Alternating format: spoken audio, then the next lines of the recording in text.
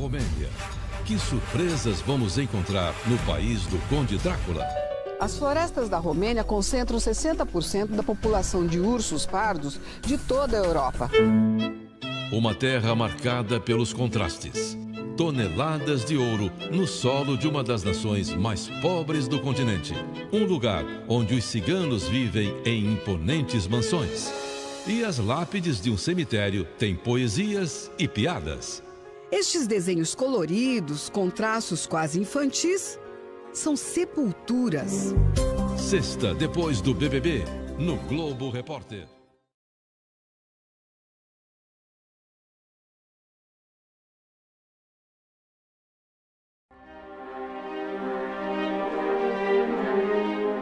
Não é à toa que tanta gente relacione a Romênia a histórias fantásticas, cheias de mistério. Algumas até sobrenaturais.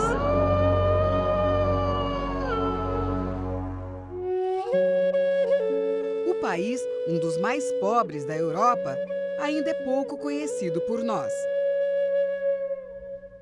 E é cheio de surpresas, de belezas e de contrastes. Tchau, Brasília!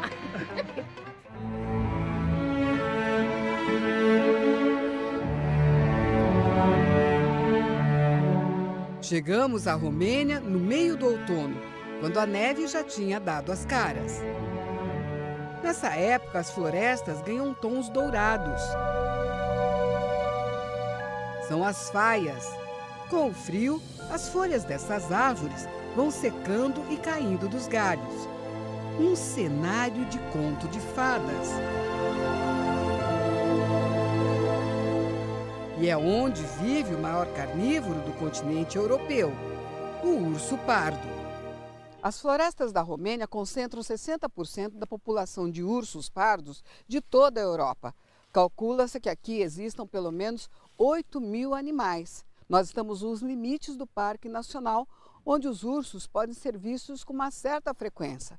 Mas vê-los é uma questão de sorte. Quem nos acompanha pelo Parque Piatra Craiului é o geógrafo Florin Palladi.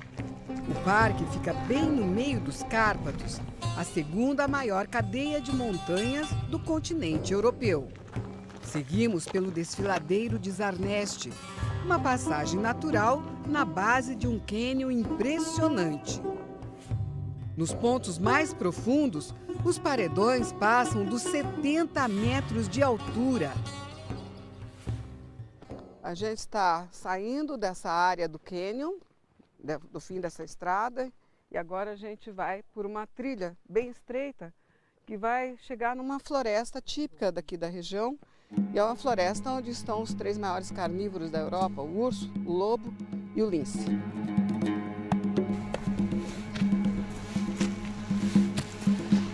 Não demora muito e encontramos indícios de que estamos no caminho certo.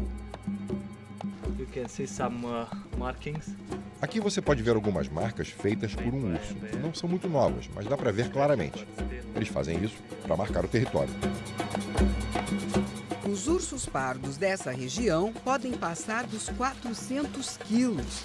No outono, eles se preparam para os meses de neve e devoram tudo que encontram pela frente.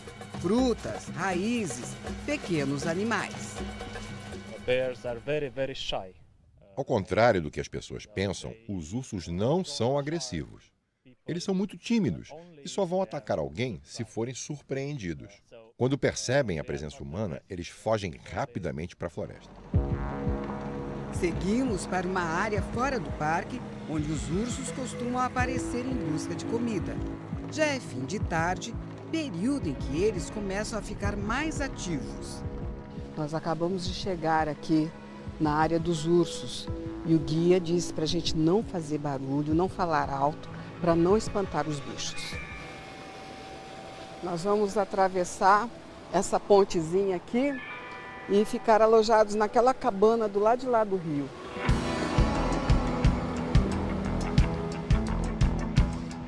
cabana foi construída para que turistas possam ver os ursos com segurança. Essa cabana tem toda essa parte aqui de vidro, porque é como uma torre de observação mesmo. Esse vidro aqui, essa janela fica fechada o tempo todo, principalmente quando os ursos vêm, porque se eles sentem o cheiro da gente, eles vão embora. Qualquer sinal de presença humana, eles fogem. Nos arredores da cabana, pedaços de carne foram espalhados minutos antes da chegada da nossa equipe. A espera é um teste de paciência. E quando já está quase anoitecendo, eles chegam. Uma ursa e 3 filhotes. A família avança direto para a comida. Dona Ursa está arisca, parece desconfiar da fartura.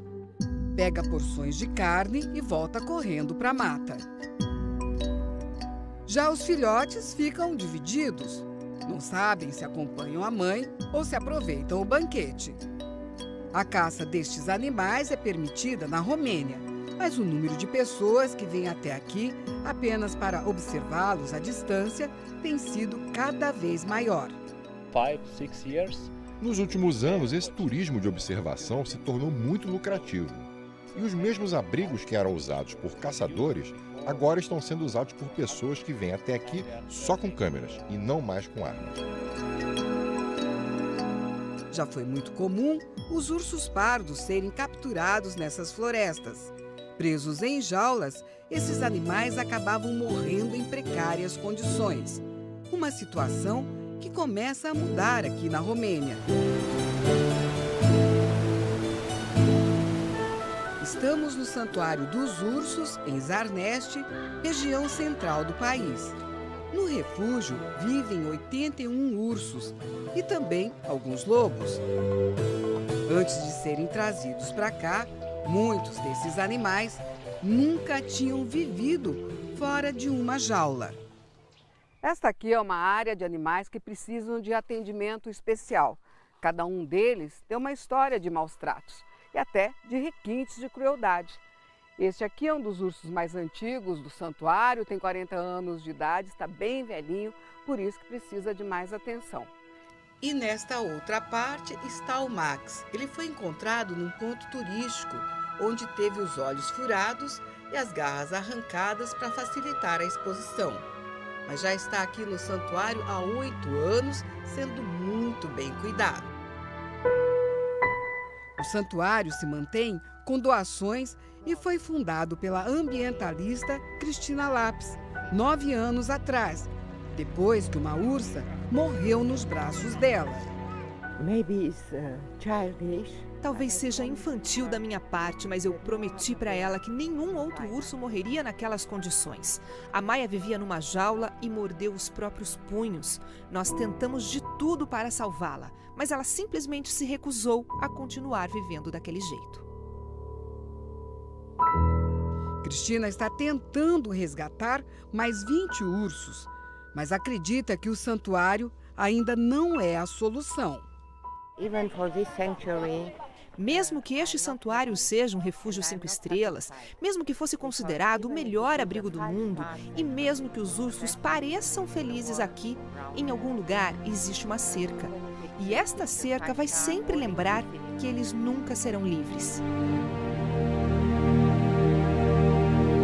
Poucos dias depois da nossa visita ao santuário, Príncipe Charles, o urso mais velho do abrigo, morreu. Em mais de 40 anos, o velho urso viveu apenas os últimos 3 fora de uma jaula.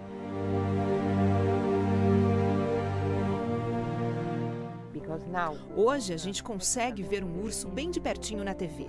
Não precisamos mais de circos e zoológicos como há 2000 anos. Então, nós queremos mostrar que os animais selvagens devem ser deixados na floresta, na natureza, que é o lugar deles.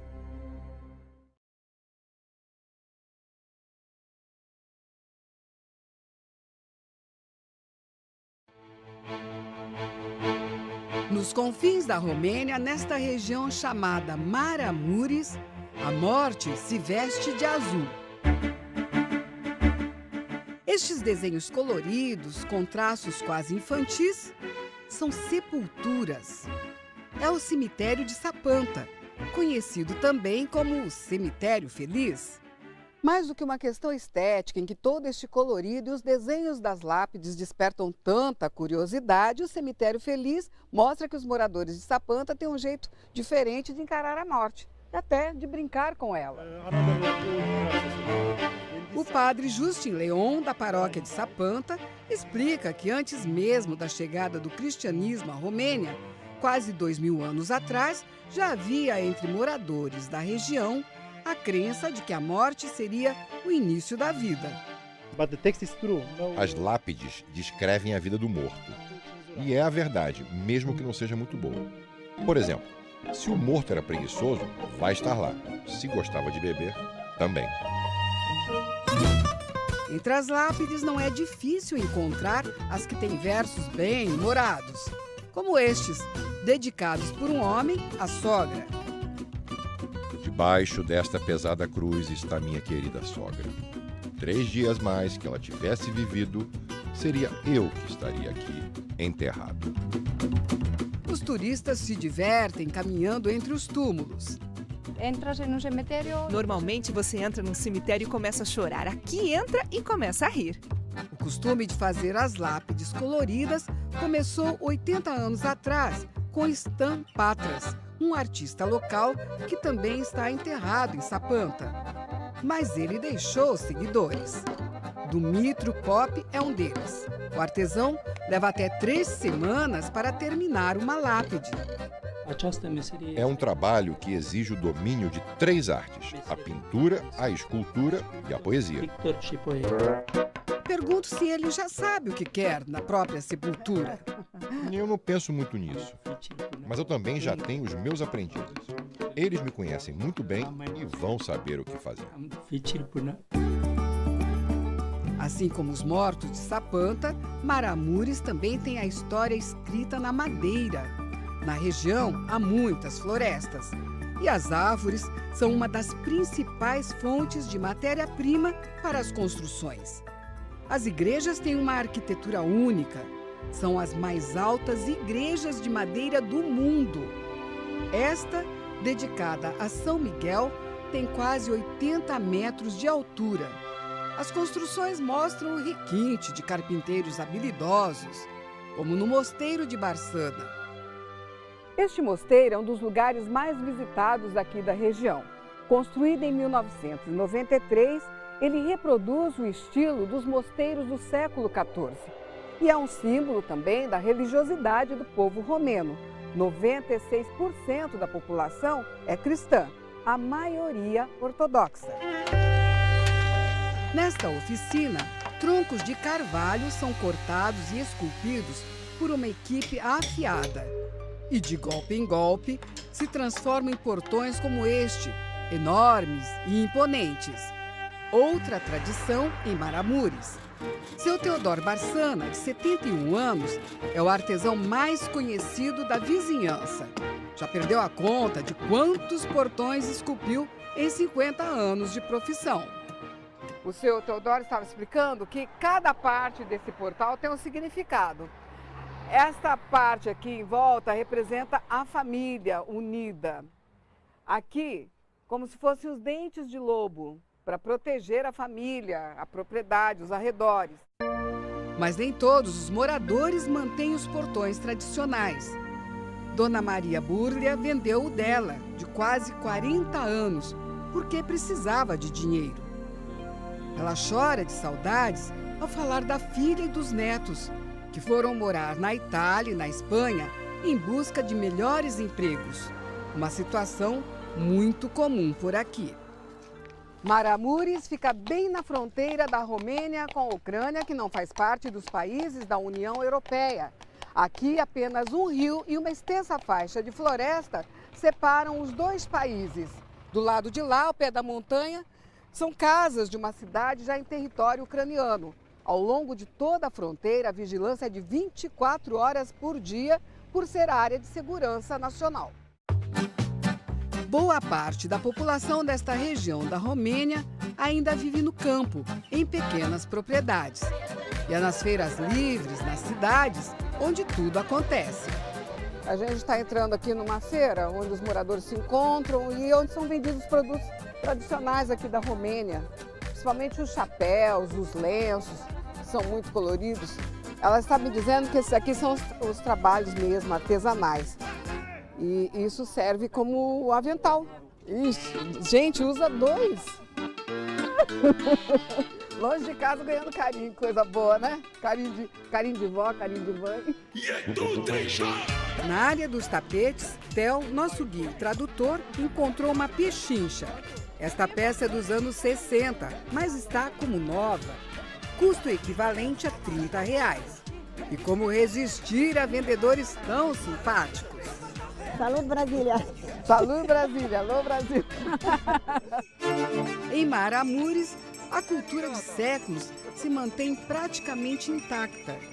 É também uma das regiões mais pobres e menos exploradas da Romênia. O que fica claro na surpresa dos moradores ao encontrar visitantes como nós, vindos de tão longe. Ela está surpresa de ver uma pessoa da minha cor, né? Uma negra, ok? Uma afrodescendente perdida aqui na Romênia. Ileana fabrica roupas de lã de carneiro e o maquinário parece ter saído da Idade Média. No barracão escuro, a engenhoca que compacta a lã é movida por uma roda d'água. Do lado de fora da fabriqueta, outra surpresa. Essa daqui é a máquina de lavar delas. E a vizinha também vem aqui usar essa máquina de lavar, quando precisa lavar essas mantas. É um trabalho muito pesado. Ela diz que é necessário ficar mais ou menos uns 50 minutos aqui para lavar bem. Acho que é o primeiro modelo de máquina de lavar, né? Mas funciona. Ileana vai para a cozinha preparar uma refeição típica de Maramureş para a nossa equipe. Eu vou ajudar a Ileana aqui. A massa estará pronta quando a mão dela estiver limpa, ou seja, que não grude mais a massa na mão. Isso leva mais ou menos 1 hora, a posição que eu estou aqui. 1 hora segurando esse tacho, essa bacia. Não vai ser mole. A cozinha é apertada, mas é o ambiente mais quentinho da casa. E tudo é preparado no maior capricho. A refeição está pronta e a Ileana preparou 2 pratos típicos aqui desta região da Romênia, que é o sarmalho, o charuto com folha de repolho, e a platinta, que é uma massinha frita para ser saboreada com creme à base de leite. It's okay? It's okay. It's possible to taste. Ok, thank you very much. Ela está dizendo que a gente pode saborear.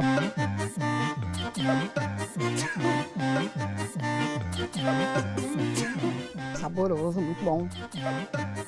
E é preciso brindar com uma bebida chamada horinka. Um pequeno golinho. Noroc. Noroca é saúde em romeno.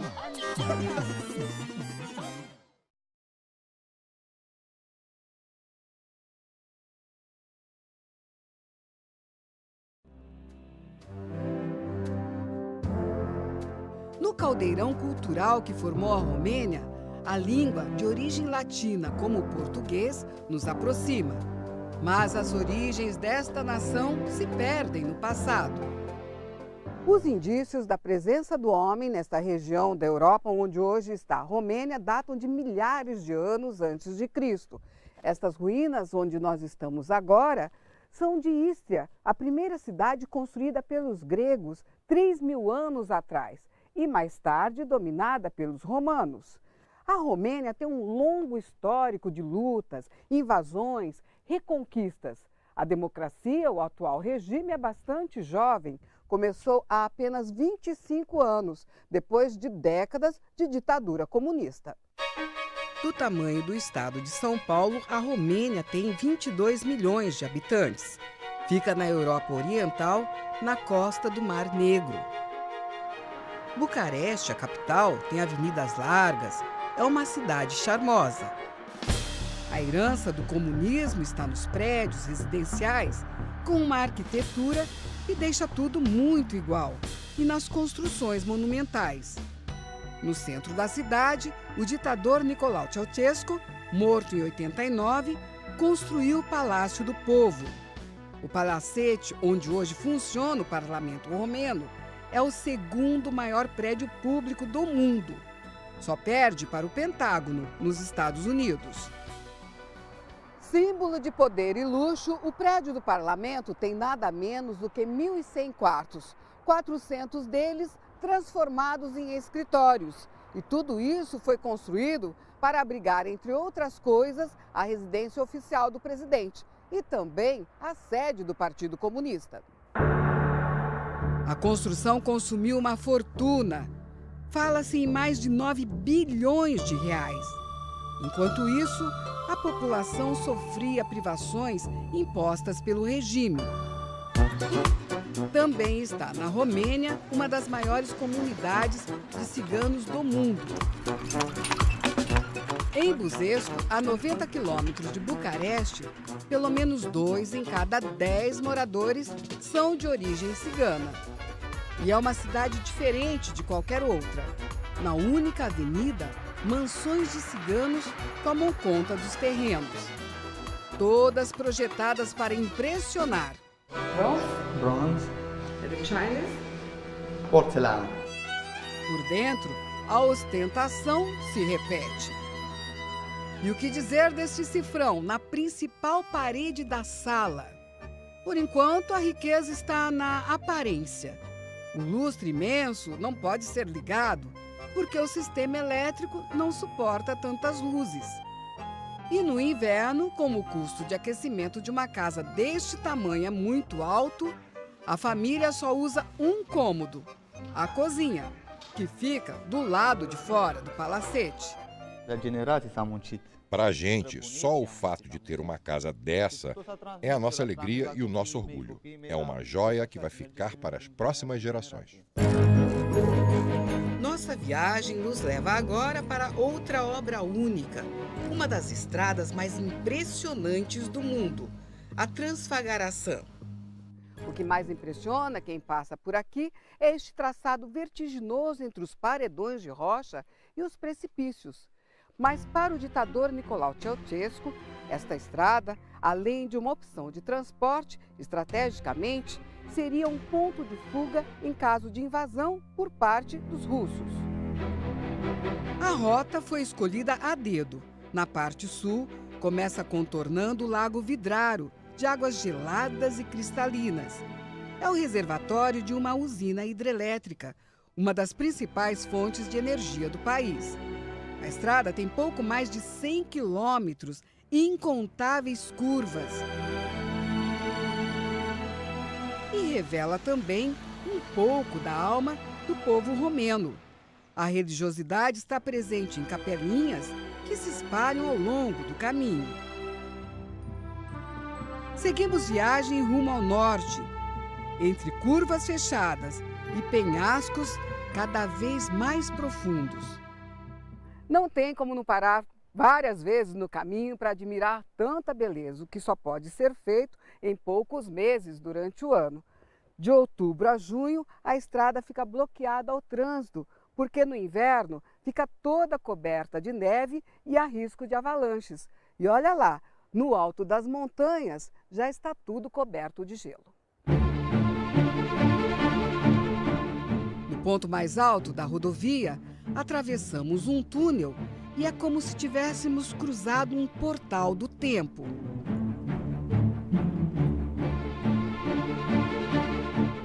Do outro lado, a neblina cobre os arredores do Lago Baleia. Não é por acaso que a Transfagaração também é conhecida como a estrada para as nuvens.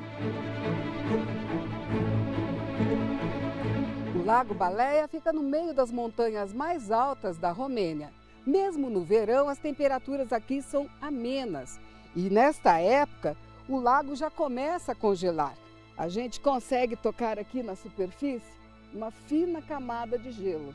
Dá até para passar a mão aqui, ó, uma camada fininha, lisinha, e quebrar. No lado norte da cordilheira, a ousadia da construção da estrada fica ainda mais evidente.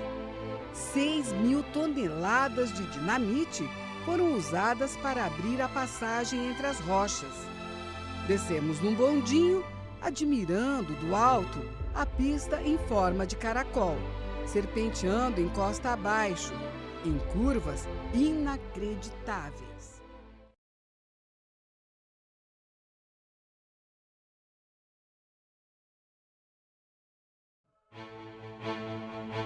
Longe dos olhos, um tesouro dourado repousa no meio das rochas. É ouro bruto, uma riqueza farta na Romênia. Esta aqui já foi uma área de exploração de ouro, hoje desativada, e que ajudou a colocar a Romênia entre os 5 maiores produtores de ouro de todos os tempos. Se as jazidas do país estivessem sendo exploradas, com certeza a Romênia seria a maior produtora de ouro da Europa. Mas fatores como o alto custo, a falta de uma tecnologia adequada e questões ambientais impedem a extração. Estamos em Rózea Montana. A bucólica comunidade está assentada sobre uma jazida de toneladas de ouro e prata. O vilarejo já teve uma grande estatal de mineração, mas hoje parece uma cidade fantasma. A parte mais nova da mina vinha sendo explorada até 2005, quando a mina fechou. Era uma extração na superfície, no alto da montanha. Mas a história desta mina começou mesmo nos tempos do Império Romano. E nós vamos mostrar uma dessas galerias. Descemos 100 metros abaixo da superfície. Dos 150 quilômetros de galerias, 8 foram abertos no braço na época dos romanos. O engenheiro Valentim Huss explica que só naquele período 400 toneladas de ouro foram retiradas daqui. Em toda a história dessa mina, estima-se que foram retiradas daqui mais de 2.000 toneladas de ouro. E ainda tem muito mais, cerca de 300 toneladas. Há anos, uma empresa canadense tenta retomar a exploração em Rózea Montana, mas enfrenta a resistência. Para os opositores, não há ouro que pague o que poderia acontecer com o meio ambiente e com os históricos túneis romanos. A mineração é uma das maiores fontes de riqueza da Romênia. O sal é o produto mais abundante. Em Pride, as jazidas afloram na superfície e debaixo da terra o depósito é quase interminável. Das minas de Pride são extraídas por mês 15.000 toneladas de sal. Mas não é o sal de cozinha para consumo humano, não.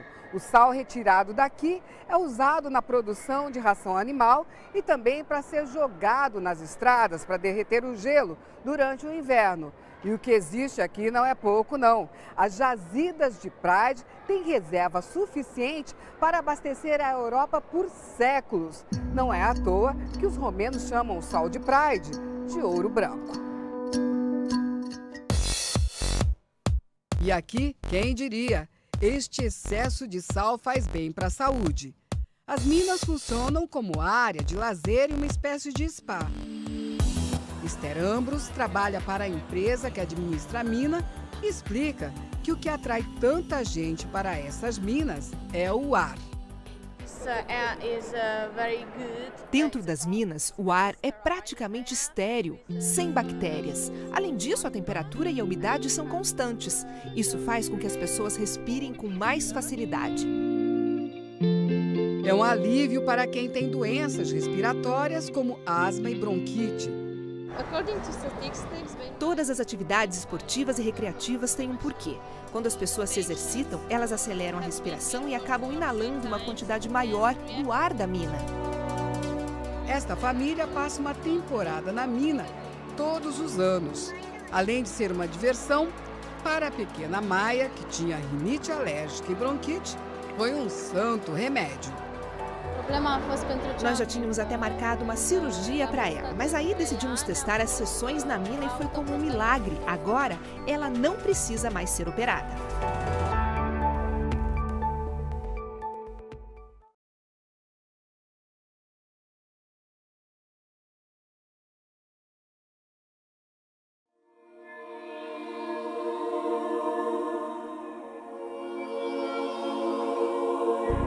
A geografia da Romênia é um mosaico de paisagens. Cadeias de montanhas quebram a monotonia de grandes planícies. No leste do país está o Mar Negro, que banha 6 países. O Mar Negro é a praia dos romenos e de quem mora nesta região do leste europeu. No verão, entre julho e agosto, quando as temperaturas chegam a 35 graus, essas areias ficam lotadas, o espaço disputadíssimo. Mas hoje os termômetros estão marcando 8 graus. E com o vento super gelado e forte, a sensação é de muito mais frio. No auge do inverno, quando as temperaturas ficam abaixo de 0, o Mar Negro pode até congelar. No Mar Negro, a água é menos salgada do que nos oceanos e é onde termina um dos mais importantes rios da Europa, o Danúbio. O rio Danúbio percorre um longo caminho até chegar aqui, 3.000 quilômetros, e nesta região se transforma num emaranhado de lagos, lagoas, áreas de pântanos e canais. É o chamado Delta do Danúbio. Nós seguimos de barco, guiados pelo fotógrafo Daniel Petresco. Cada vez que eu venho aqui, eu consigo boas fotos. Fotografo aqui há 25 anos e ainda não vi tudo.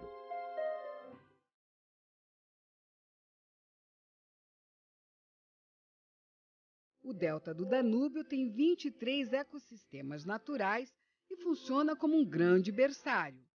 É um paraíso para quem gosta de observar aves. Mesmo no outono, quando muitas espécies já migraram para áreas mais quentes.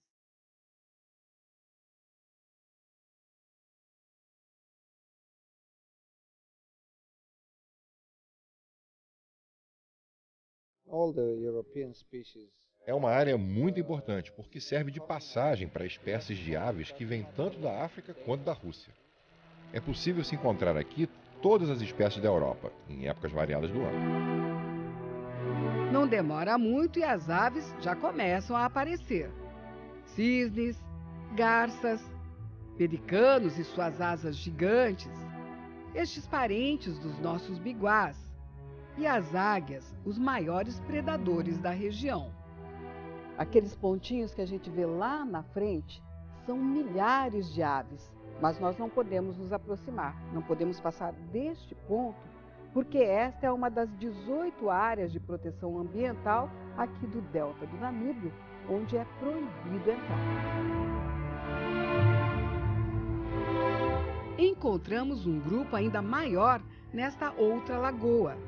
São patos mergulhadores que vivem em grandes bandos. Eu nasci nessa região. Tudo em mim está conectado com este lugar. É simplesmente mágico. Já é quase noite e uma revoada de corvos cobre o céu sobre o nosso barco. São milhares de aves. Como não se encantar com um lugar como este?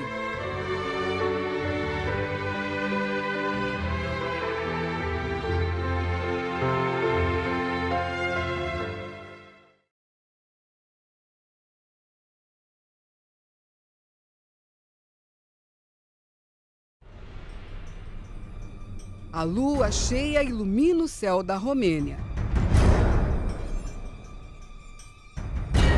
Estamos numa região que é sinônimo de mistério, a Transilvânia.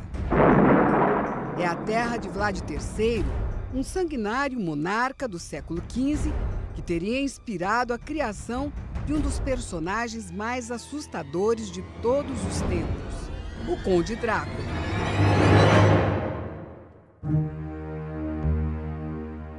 É onde fica também o Castelo de Bran, que bate direitinho com a descrição do refúgio do vampiro na famosa história de terror. Mas quem foi o príncipe Vlad? E por que a Romênia é tão associada a vampiros? Seguimos rumo a Sighisoara, uma joia medieval no coração da Transilvânia. Entre as torres da cidadela, a que mais chama a atenção é a do relógio. Sigsuar é tão bem preservada que é considerada patrimônio mundial pela Unesco.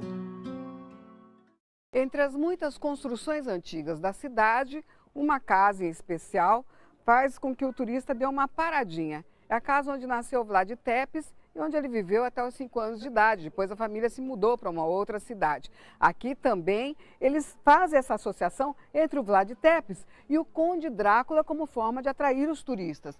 Na casa funciona um restaurante medieval, mas está aberta à visitação o quarto onde nasceu o Vlad Tepes. E nós vamos conhecer.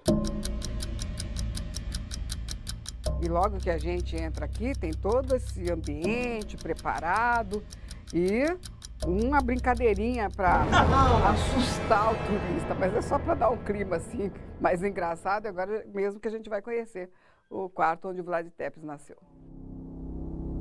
Do quarto original do príncipe não sobrou muita coisa, mas nas pinturas vemos que a forma como ele executava os inimigos justifica a fama de sanguinário, o empalamento.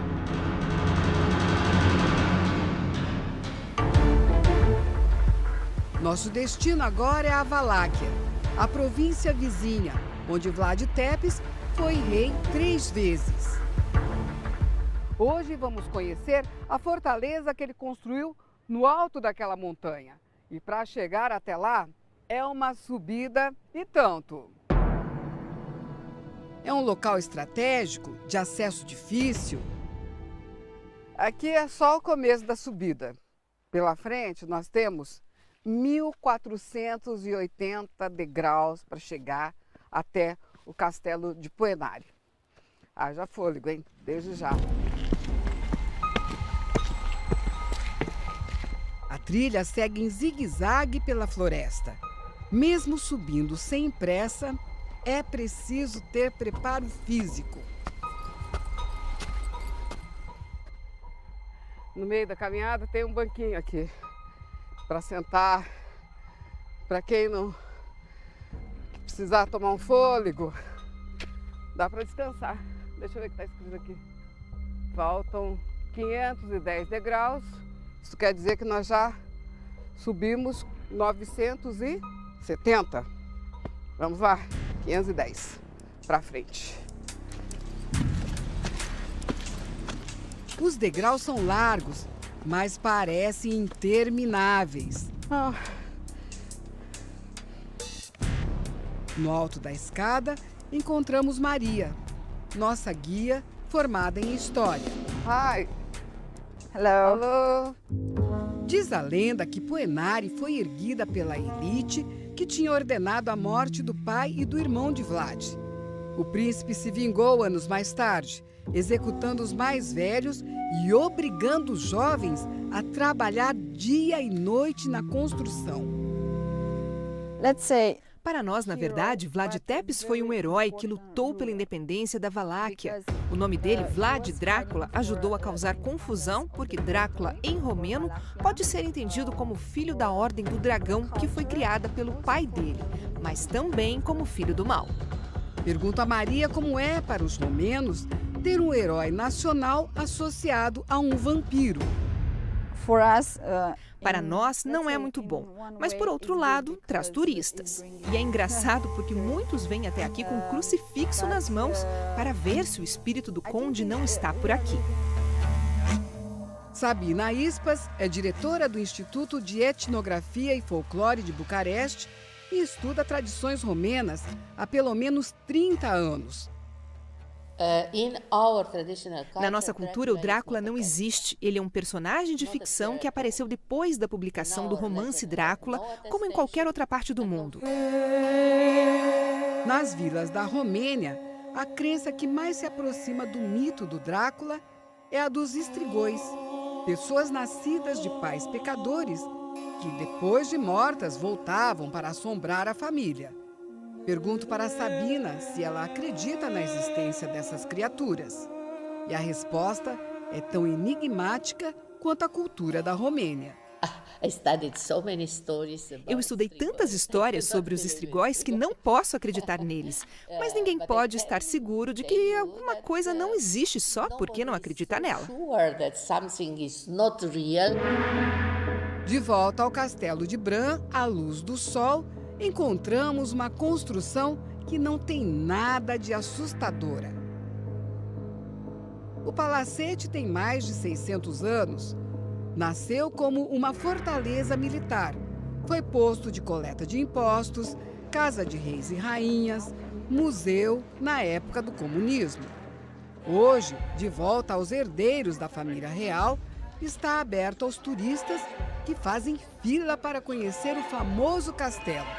De quem mesmo? Do Drácula. A portuguesa Nilce esperava ver mais referências do vampiro. Não, no Drácula não tem, né? Mas de verdade é mais bonito do que eu pensei. Alexandra, que trabalha no castelo como guia, diz que até mesmo os romenos vêm até Bran atraídos pelo mito do vampiro. You're looking for Vlad the Impaler. Se você estiver procurando pelo castelo do Vlad, este não é o lugar. Ele só ficou aqui alguns dias como prisioneiro. Agora, se o que você quer ver é o castelo do vampiro da ficção, então você está no lugar certo.